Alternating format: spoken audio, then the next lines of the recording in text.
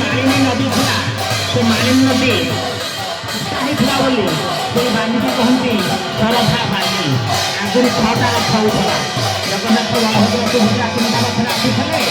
नई पारे गुंडा मंदिर को आउ 3टा रथ जाऊे रामचंद्र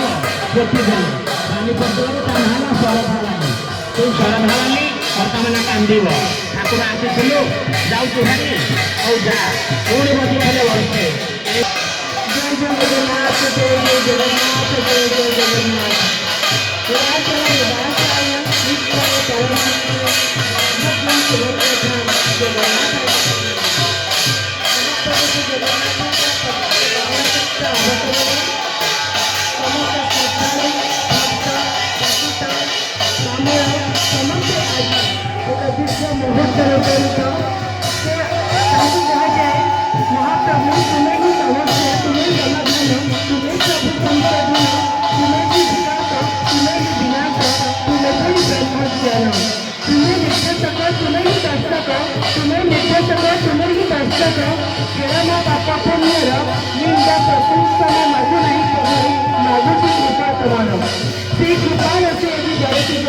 प्रतिदिन प्राणे पुनः संचय हो सब प्राणे बढ़ी जाऊ ममत्वर तथा सब प्राणी को